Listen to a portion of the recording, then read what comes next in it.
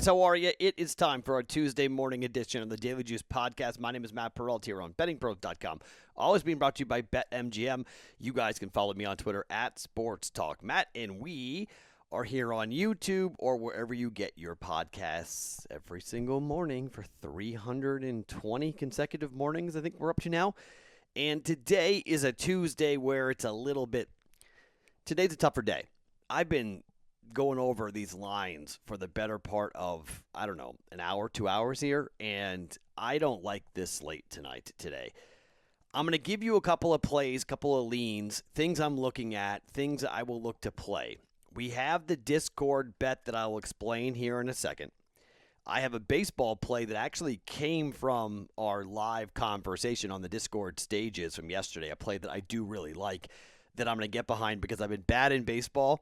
So I'm going to back a big pitcher, and I'm going to lay a lot of juice on this game, but I think it's the right side, and I think it's the right bet to make, even though it's pretty nasty on the juice. And then I've got one NBA play I'll give you and two NBA leans that I'm going to be on personally, and you can jump in if you want. I'm not going to count it for the record, but I don't know. I might make it official. I don't know. It's one of these nights where I can talk myself into 5 different ways of betting these games, and it's not really all that fun to do it, but it's just kind of where I am here today for an NBA end of the season. It's tough. You're trying to see who's playing and who's not, and who wants to play and who doesn't want to play, who just wants to win, who doesn't want to win. It's a little tough. So I got one play in the NBA, one play in hockey, and one play in baseball, and then a couple of NBA leans that I'll give you guys here for the Daily Juice for a Tuesday. But first, let me tell you about the Discord stage conversation. It was awesome. Thank you for everybody that was a part of that. That's going to be a regular thing now, okay? So on Sunday nights at 7 p.m., we're going to have a Discord stage conversation where I will ask you guys to bring your favorite bet for Monday. We will hear you guys. We'll hear your reasoning as to why, and then I'll pick 3 of them that sound the best, and I'll put it up for a vote, and you guys can pick as to which 3 we're going to vote on. You also can tell me if you want me to list every bet nominated, like if we nominate 5 or 6 or 7. I mean, I don't want to be there all night taking nominations, but if you guys want to have more than just 3 bets to be nominated, we can discuss that on Sunday night. We can have that conversation. So again, if you aren't in the Discord channel, this is another reason why to join the Discord. That's where I post the player props.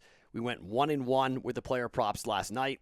Ja Morant, I don't know what happened with him in the first half. He winds up with 12 points, doesn't get over the 20.5 we needed, but CJ McCollum goes over his 23.5 in the first half. So one was a weird first half, one was a great first half. So we go 1-1 on that for the player props, but that's where I put the player props on the Discord channel. So on YouTube, there's a link below me here on the Discord channel where you guys can click to get in, or go to bettingpros.com/chat to get into the Discord channel, and then you will see us do these live chats. You'll be alerted. I at everyone, it's called, where everybody on the Discord, over 6,000 people that are on there, get a notification that, hey, by the way, here's the play, here's my thoughts, or yeah, I'm live with this conversation that we're going to be having today. So it was awesome. We had, at one point, 75 people who were in there at the high point for the number of people who are part of it, and we had one guy from Australia that came in and have a conversation. So it was really, really cool. So that was fun, and we took a variety of different things. There is one news announcement that I'm going to give you guys. So Dan Harris noticed while he was listening into our chat, he noticed that you guys were liking soccer, and I am really not good at soccer. I don't bet soccer. So we're going to try to figure out a way during that Discord chat every Sunday. We're going to try to find a way to work in soccer betting and have it either be a part of the Discord or have you guys who are soccer, quote unquote, diehards, you guys can get up and say, hey, here's my favorite play, and kind of promote it and give it out and say, this is what you're playing. And I mean, there were 2 parlays given out during the Discord channel live chat that I had never heard of before. You can do a parlay teaser in soccer, which, again, I've never bet soccer, which is kind of nuts. but supposedly they were widely available and people are trailing it. And like I always say, there's a million ways to do this. And just because I'm on something doesn't mean you guys won't be on other things. And that's great. It's the whole point of the community is to have people share their picks and thoughts and plays. And here's where I'm betting. Here's what I like. And some people are great at basketball. Some people are great at soccer. So during the Discord stages live chat every Sunday night, we're going to find a way to work in soccer. And we're going to find a way to work in these things so you guys can have soccer wagers going for at least on Monday. So we have some type of action for soccer with the Daily Juice because you're not getting it from me. All right? It's just you're not getting it from me. It's just, I'm just being honest. I am not somebody who is into soccer by any means, and I'm not betting it. I don't know where the teams are. I don't know the leagues they play in. I know the rules of soccer. I know the World Cup, and that's about it. I don't know EPL. I don't know the Champions League. I know the rules of soccer. That's about as far as I go with that. So Sunday nights, we will be doing that now during the summertime, and really we'll carry it over. I don't know what we'll do during football season. We're going to figure out what to do. But for right now, that's what we're doing for the Discord bet. Every Sunday night leading into a Monday, you'll get that 7 p.m. Eastern time on Sunday nights on the Discord channel. I will remind you and give you alerts and everything else, but that's a new little feature we're going to add for the Daily Juice listeners and for our community here, all for free as always, here for the Daily Juice podcast and our audience here for your bet. So what is your bet? The Boston Bruins won last night. The Boston Bruins have clinched the 3 seed. They cannot be the 2 seed. We have the 1, 2, 3, 4. It is set. Boston is playing Washington in the first round. Guess who's playing Boston tonight? Washington. You guys have voted, and you have picked the Washington Capitals on the puck line at plus 240 as the Discord play of the week. All right? This is interesting, and I don't hate it because Boston won, but plus 240 is where I got it. It's down a little bit here right now at the time of taping at plus 230, but the Capitals on the puck line. The question will be, who will the Boston Bruins play? This is why we lost the Vegas Golden Knights last night. Vegas started 15 skaters. The last time a team in the NHL was able to win a game by having 15 guys in uniform was in 2010, 11 years ago. Vegas lost 2-1. They also did not play Marc-Andre Fleury. They played Robin Lehner. And I knew it in the third period. I said to my father-in-law, we're going to lose this bet on a fluke goal. And that's exactly what happened. Ping pong, puck goes in. It's a 2-1 loss. Vegas, in the back half of the third period, was exhausted. They just had no legs because they had played so many minutes. And Alex Tuch missed a wide-open net in the first period. It had to be hit. If he hits it, we're either in overtime or we win the game. So that stunk. And again, betting overnight, you make some assumptions, and I thought Vegas was going to skate with 17 skaters and call some guys up, but due to salary cap reasons, and they just didn't do it. They skated with 15, and they kind of punted on the game, but they showed so much guts and heart in that game. I mean, that was incredible for Vegas to get after it, but they got caught. I mean, it's the problem here for me is the Vegas Golden Knights, to win the division, they need to win against San Jose tomorrow. I think they will, and we'll be on that game because Vegas has to win that game. And then the Golden Knights need help. They need the Kings to beat the Avalanche in one of the 2 final games. If not, Vegas is going to lose the division, and our plus 160 does not hit, and I'll go 1-2. That's why that game was so important last night. We needed it. I mean, we got the plus 225 to cash, so we still would be up a little bit if we wind up losing this because we lost the Canadiens, and we'd lose the Golden Knights to win the division at plus 160. But it's going to come down to maybe the last game of the year, and maybe we need help from the LA Kings, which is the arch rival, really, of the Vegas Golden Knights. So that is not a good place to be. It's not where I want to be. Tonight was the night. They had to win tonight to win the division. They could have won the President's Trophy. Everything was riding on that, and they wind up with 15 skaters. Due to injuries, nothing you can really do about it, but man, that's tough. So not only did we lose that half unit last night, I could lose the half unit on the future bet as well with Vegas winning the division. So I'm kind of ticked off about that ending last night. It burns. That's really a bummer. But maybe we get a break here if the Boston Bruins announce that they're just not playing anybody in this game tonight, and the Capitals are at home, and maybe they skate and play hard, and the Capitals win the game on the puck line at plus 240. It would be a very nice bounce-back spot and a cool place to be. So the Discord bet, Washington Capitals puck line over the Boston Bruins tonight at plus 240. Let's see what happens and who plays for Boston tonight. These two teams will start the playoffs here in a couple of days, and they don't like each other. So let's see what happens and how intense the game is going to get coming up here tonight. So one baseball play that got put on my radar by you guys during the live chat.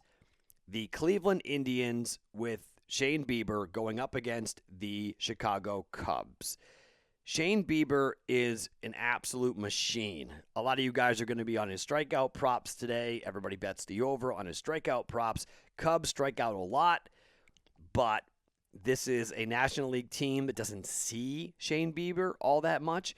Last year, Bieber was 8-1 with a 1.63 ERA, and this year he's come out a little bit more average, but I think Cleveland behind Bieber, they've been able to win games.